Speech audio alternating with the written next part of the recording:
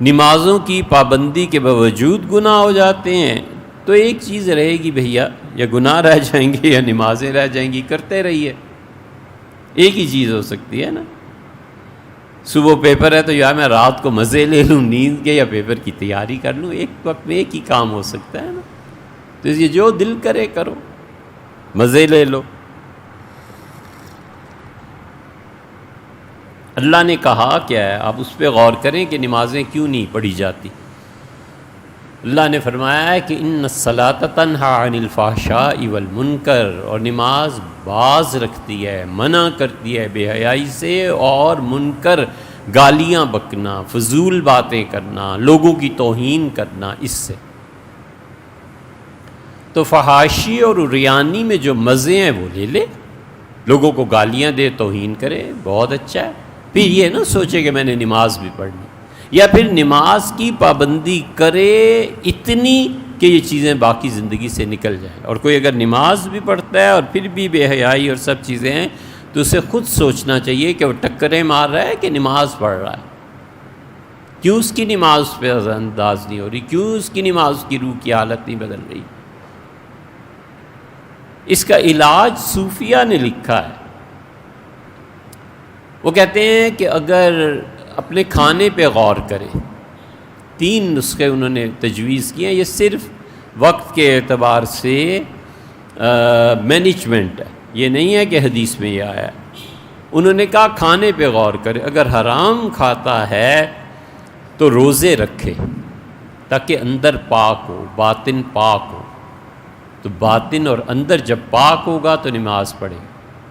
وہ کہتے ہیں اگر حرام نہیں کھاتا تو اس کا مطلب یہ ہے کہ وہ کسی اور گناہ میں پڑا ہوا ہے، اس گناہ کو چھوڑ کے استغفار کرے۔ وہ کہتے ہیں اس میں بھی راہ نہیں ملتی تو پھر حضور اقدس صلی اللہ علیہ وسلم پہ کثرت سے درود پڑھے، ایک چلے تک، یعنی 40 دن تک، جیسے روز 1000 مرتبہ درود شریف اس نیت سے پڑھ لیا کہ اللہ تعالیٰ مجھے ان کے اتباع کی توفیق دے۔ ان تینوں میں کوئی نہ کوئی چیز کارگر ہوگی۔ حضرت گنگوئی رحمۃ اللہ جو ان کے خطوط ہیں، 2 چیزوں کا ذکر حضرت رحمۃ اللہ بھی کیا، تیسری کا ایک اور کا بھی ذکر کیا، وہ اس وقت ذہن میں نہیں۔ لیکن نماز اگر نہیں نہ پڑھی جاتی تو غور کرنا چاہیے کہ کون سی چیز نماز نہیں پڑھنے دیتی۔ بس آگ نہیں جل رہی، جلانے والی چولہے کو دیکھتی ہے اور کہتی ہے لکڑیاں ہی گیلی ہیں تو آگ کیا جلے گی، جاؤ بچوں خشک لکڑیاں لاؤ۔ یہی ہوتا ہے نا، پانی میں ہی زہر ملا ہوا ہے تو اس سے پیاس کیا بجھے گی۔ جو چیز جو ضد ہوتی ہے نا، ہمیشہ ضد کو دیکھنا چاہیے کہ اس کے اگینسٹ کیا، وہ ضد قائم ہوتی ہے تو پتہ چلتا ہے کہ کیا ہے۔ ہم جو کہیں کہ ہم رشوت دی، تو ہمیں رشوت دیتا کون ہے یار، ہم کیوں رشوت سے توبہ کریں، ہمیں کون آگے۔ مزہ تو جب ہے جب سیٹ ہو اور 18-20 کروڑ مل رہے ہیں اور پھر ہم کہیں کہ نہیں جو عہد و پیمان کیا تھا وفا کو نبھائیں گے، پھر بات پتہ چلتی ہے نا، ضد قائم ہوتی ہے نا جب، تو پھر پتہ چلتا ہے۔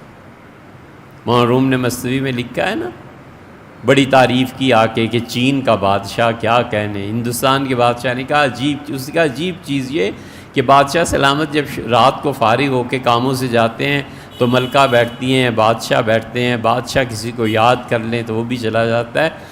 12 بلیاں